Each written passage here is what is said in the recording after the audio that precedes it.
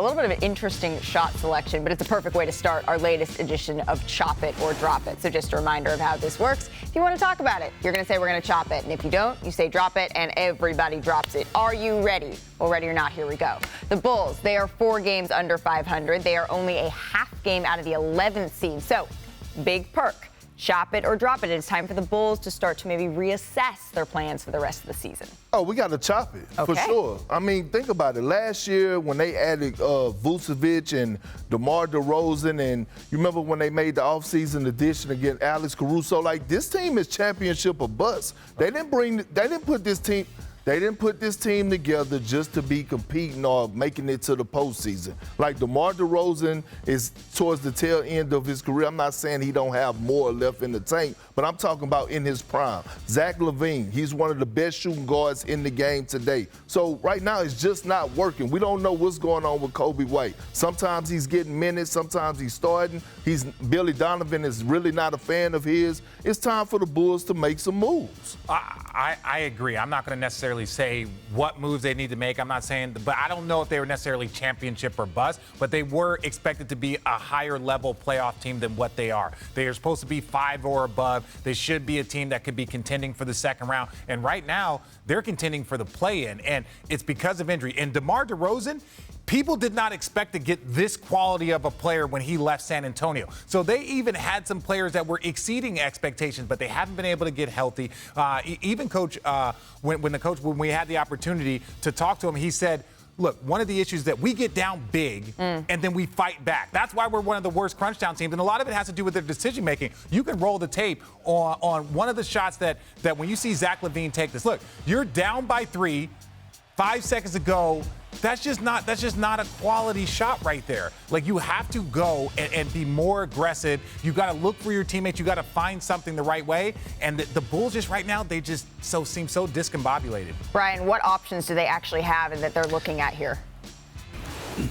It's not good, Malika. And organizationally, number one, they don't favor a tank. Number two, they are sort of buffeted by the fact that they owe their pick, if it doesn't fall in the top 4, to the Orlando Magic as part of the Nikola Vucevic trade. So even if they tanked, even if they found deals that dropped them down, they'd be looking at probably a coin flip at best, whether they keep their pick or tank for nothing and lose the pick to Orlando.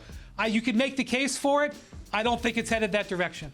All right, so let's go from the team that's 10th in the East to the team that is 10th in the West. It is the Minnesota Timberwolves. They had their 4-game winning streak snapped. They lost by 17 to a shorthanded Pistons team. Minnesota's only 2 games below 500, only a game and a half ahead of the Thunder for 13th.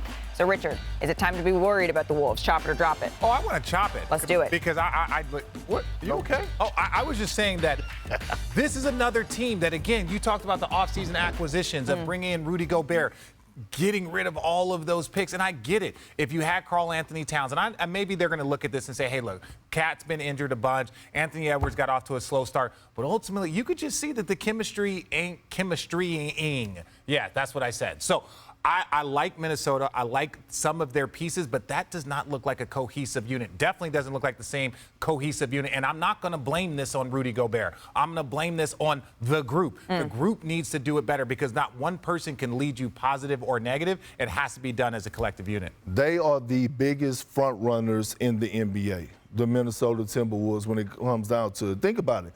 D'Angelo Russell, he's always bumping his gums, whether it's in interviews or on social media. The same with Rudy Gobert, the same with Anthony Edwards, and even Karl Anthony Towns. They always talking about what they're going to do and what they're going to accomplish and what's going on and things to that nature. And the fact of the matter is, they're not doing a damn thing. So when they speak, we should turn the volume down, go sound deaf, tone deaf, because they're front runners. They're front runners for sure.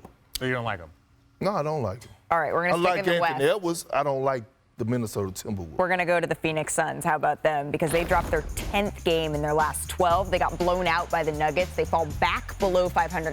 Yes, they're battling injuries, right? No Devin Booker, Chris Paul, DeAndre Ayton, Cam Johnson. Brian, is health the biggest concern for the Suns, or is it something else? Chop it or drop it? Yeah, I mean, right now at this point, Malika, I'm going to chop it because any game where they don't get a player injured, yes, is a good night. The problem, we know that they've got Jay Crowder sitting out. You know they're desperate for players. So you're saying, why will they not trade Jay Crowder to get help? And the reason is they've got 3 quasi-owners, like nothing I've seen before in my 20 years covering the NBA. They have Sam Garvin, who is the acting owner right now for Robert Sarver, who is in the middle of selling the team because he is suspended.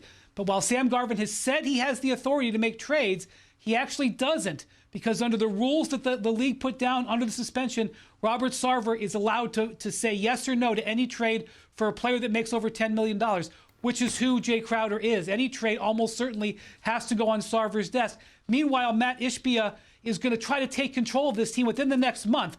I'm not sure that the league is going to get through with their vetting process, but he's hoping to get control of the team ahead of the trade deadline so he can have a decision on who the trade is. So the Phoenix Suns front office, James Jones, is trying to help his team. He's got different people saying yes or no that he's got to sign off on. It's very, very difficult for them to get something done, not to mention the trade market's tight. It sounds like, I mean, there are so many cooks in this kitchen. As players, you've been around as you've been trying to push towards a championship. Players are coming in, players are going out. Have you heard of something like this where there are that many people who have their voices heard? A little bit. Back when, when I was in Jersey and they were moving to Brooklyn, there was the sell of teams. I think the team got sold twice in the middle of my jersey on their way to Brooklyn. So you understand that there can be some continuity issues. The problem is that this is a championship level team that needs help, and they need things that need to be addressed. And so hopefully that this situation can be resolved so that they can make a move, so that then they can get healthy and make a final push, because